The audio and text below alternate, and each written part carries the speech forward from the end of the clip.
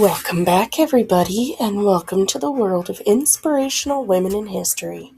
Today, we're going to learn about yet another 3 amazing, wonderful, and inspiring women that have done so many things that we can never take for granted. So, are you ready? For those of you who don't know me, my name is Miss Bree. I'm an educator, a farmer, an illustrator, a singer, and a proud grammar nerd. Welcome to the Farm School. First up, we're going to talk about Sacagawea. Now, Sacagawea was born around 1788 to the Lemhi Shoshone tribe in what is now Idaho. Her early childhood would have been shaped by her people's traditions, language, and connection to the land. But when she was about 12 years old, her life changed dramatically. She was captured by a rival tribe, the Hidatsa, during a raid and taken far from her homeland. Eventually, she was sold into marriage to a French-Canadian trader named Toussaint Charbonneau. By the time American explorers Meriwether Lewis and William Clark arrived in the Dakota Territory in 1804, Sacagawea was a young woman, pregnant, and living in a Hidatsa village. Lewis and Clark were searching for a route west to the Pacific Ocean. They needed someone who could interpret between native tribes. Sacagawea, though young and newly a mother, became essential to their expedition. In February 1805, Sacagawea gave birth to her son, Jean-Baptiste. Just 2 months later, she began the long journey west with the Corps of Discovery, carrying her infant son on her back. Her presence alone signaled something very important. A war party would not travel with a woman and a child. Her presence indicated peaceful intentions to the tribes that they encountered. But Sacagawea did far more than symbolize peace. When a boat nearly capsized in rough waters, she calmly rescued important journals, instruments, and supplies that could have ended the expedition if they had been lost. When the explorers reached the Rocky Mountains and desperately needed horses, Sacagawea recognized her own brother among the Shoshone tribe's leaders. Through her interpretation, the expedition secured the horses necessary to cross the mountains. Imagine the emotion of that moment, reunited with her people after years of separation, yet standing between 2 worlds once again. Her knowledge of the land, edible plants, and geography proved invaluable. She was not merely following, she was guiding. Sacagawea's story does not end neatly. After the expedition returned in 1806, historical records become very uncertain. Some accounts suggest that she died in 1812. Others, based on Shoshone oral tradition, suggest that she lived much longer, returning west and living into old age. What is certain is this. Without Sacagawea, the expedition would have faced far greater danger. She navigated mountains, rivers, diplomacy, and cultural translation, all while caring for a newborn baby. In the year 2000, her image was placed on the U.S. dollar coin. Statues of her stand across the country. But it's important to remember, Sacagawea was not a side character in someone else's adventure. She was a young Indigenous woman navigating displacement, survival, and extraordinary responsibility. She carried her child, she carried knowledge, and in many ways, she carried the expedition forward. Next up, we're going to talk about Susette La Flesche Tibbles. Susette La Flesche was born in 1854 on the Omaha Reservation in Nebraska. Her Omaha name was Inshata Theumba, meaning bright eyes. Her father, Chief Joseph La Flesche, or Iron Eye, believed education was essential for survival in a rapidly changing world. Susette was sent to a mission school in New Jersey, far from her homeland, where she received a Western-style education. But Susette never abandoned her Omaha identity. She grew up understanding both Indigenous traditions and American political systems. That dual understanding would later become her greatest strength. When the U.S. government began forcibly removing Native tribes from their lands and confining them to reservations, Susette saw firsthand how policies were destroying communities. She realized that to fight injustice, she would need to speak in both worlds. In 1879, a Ponca chief named Standing Bear was arrested after leaving Indian Territory to bury his son in his ancestral Indigenous homeland. The U.S. government claimed Native Americans were not, quote, persons under the law, and therefore they had no legal rights. Susette La Flesche served as interpreter during the trial. Her translation was more than literal. It carried emotion, dignity, and clarity.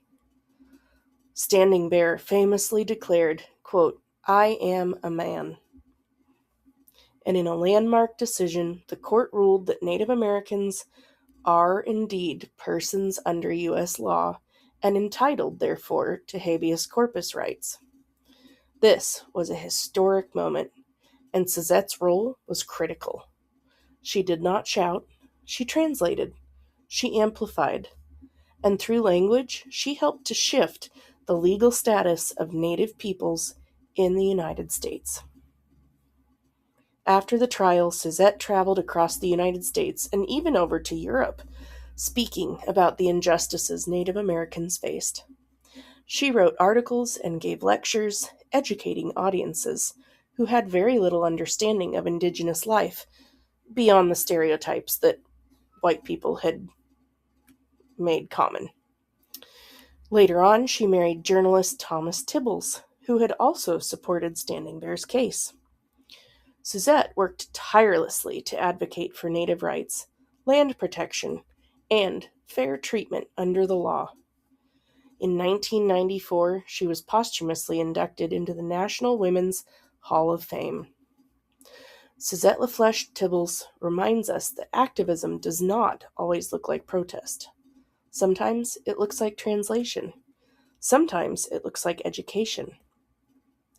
And sometimes it looks like standing quietly in a courtroom and making sure the truth is heard clearly. She was called Bright Eyes, and she helped the nation see.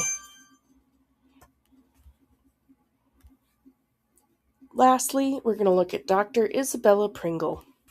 Isabella Pringle was born in 1876 in Scotland at a time when women in medicine were still very rare and quite often very unwelcome. In the late 19th century, many medical schools either refused to admit women or they placed heavy restrictions on them. The idea of a woman physician treating patients, especially male patients, was controversial. But Isabella was determined. She pursued medical education and qualified as a doctor, pushing past social resistance. Her ambition wasn't fame, it was service. She believed that healthcare should reach those who needed it most, especially mothers and children. Eventually, she became a medical missionary in Manchuria, which is in northeastern China, where she provided care in challenging conditions. Her work required not only medical knowledge, but courage and cultural sensitivity. She wasn't just practicing medicine. She was building trust. Now, after her time abroad, Dr. Pringle returned to Scotland and continued working in maternal and child health, a field that was still emerging as a public priority. In 1929, she achieved a remarkable milestone. She became the very first woman elected as a Fellow of the Royal College of Physicians in Edinburgh. That was no small accomplishment. The Royal Colleges were prestigious, male-dominated institutions. Her fellowship signaled a shift, however gradual, toward recognizing women as equals in medical leadership. She also served as a senior medical officer in Edinburgh, helping to oversee child welfare programs. At a time before nationalized healthcare systems like the NHS existed, these programs were crucial in reducing infant mortality and improving maternal health. She believed prevention was as important as treatment. Dr. Isabella Pringle's work laid foundations for modern public health in Britain. She focused on systematic care, ensuring that mothers had access to medical guidance, that children received preventative care, and that communities understood hygiene and nutrition. She did not lead dramatic protests, she did not command armies, but she did change systems. She helped to shift medicine from reactive crisis care to organized preventative public health. Her life reminds us that progress is not always loud. Sometimes it's built through clinics, reports, patient visits, and policy reform. Sometimes it's built by the first woman walking into a room, so that others may follow. Dr. Isabella Pringle represents a generation of women who entered medicine not only to heal individuals, but to improve society itself. Now, as we keep moving on through all these women that we're learning about, each episode we're going to ask you, look at all these women, how different they are, and yet how similar they are in what they faced, and how much they have really advocated for where we're at now. We have a tendency to take them for granted, and we really shouldn't, So someone listening right now might be the next name that we learn about. I mean, the question is not whether change is possible. These ladies already answered that. The question is, when somebody tells you you can't do that, what will you do? So I want you to think about that. Thanks for coming to this video, guys. I hope you enjoyed it, and I will see you in the next one. Bye.